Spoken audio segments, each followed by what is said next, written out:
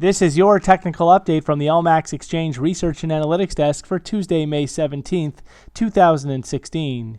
Euro dollar. So the euro remains under pressure after topping out by 116.17, a 2016 high several days back. At this point, though, while the market holds above 112.17, that low that we saw on the 25th of April, the market still remains pressure to the top side overall, with a potential for a higher low ahead of the next upside extension. But if the market continues lower and does take out 112.17, this will officially put the pressure back on the downside and open the door for a more significant acceleration of declines. So right now, overall, 112.17 is the key level to watch below, while above, we need to focus on that high that came in on the 11th of May at 114.47.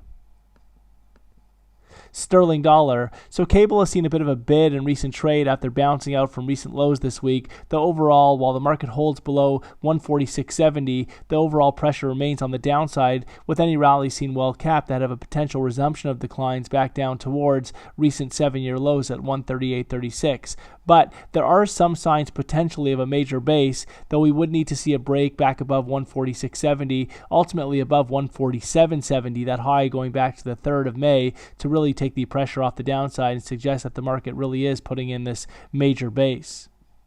Dollar yen. So dollar yen has been consolidating over the past several days in a very tight consolidation, which does suggest that we could see a breakout at any moment. Though overall, the downtrend remains firmly intact, and the market could be looking to put in a lower top somewhere ahead of 111.89 in favor of the next downside extension below those recent multi-month lows at 105.55. Ultimately, only a break back above 111.89 would compromise the current bearish outlook.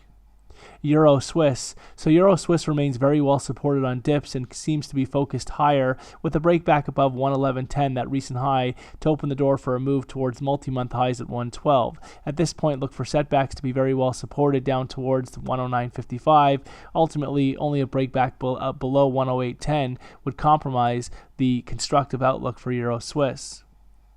Aussie dollar. So Aussie has done a good job in recent trade, bouncing out from recent support in the form of the 200-day moving average, with the market now attempting to put in a more significant correction over the coming sessions. But overall, this breakdown from that 2016 high that was seen several days back at 78.35 is quite convincing and could be setting the stage for more significant declines in the days ahead, back down towards and eventually below 70, potentially exposing that 2016 base at 68.27. So right now, we're kind of in the middle of that range, and it'll be interesting to see how things play out, but rally should be very well capped now in favor of fresh downside.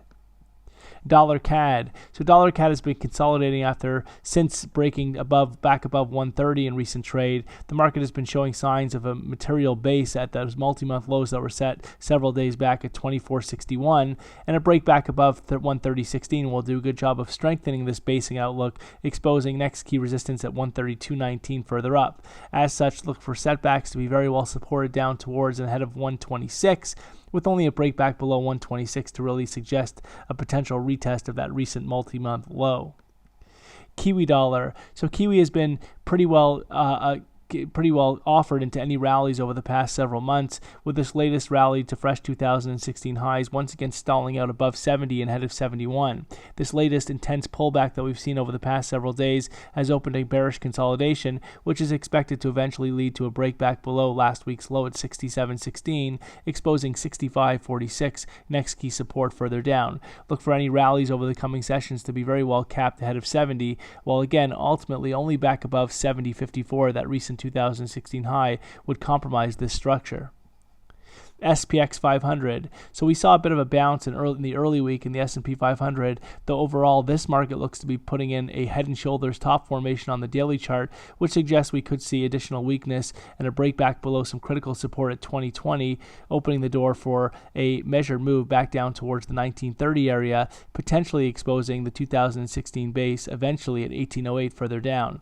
At this point, only back above 2112, that 2016 high, would negate this outlook. Gold. So gold hasn't been going much of anywhere recent trade, with the market more content on a consolidation, though overall it does remain very well bid on dips, and the focus is on a break above that 2015 peak at 1307, opening the door for the next major upside extension towards 1400 further up. If we do see any setbacks over the coming sessions, they should continue to be very well supported ahead of 1200, with only a break back below 1190 to compromise the constructive outlook for gold.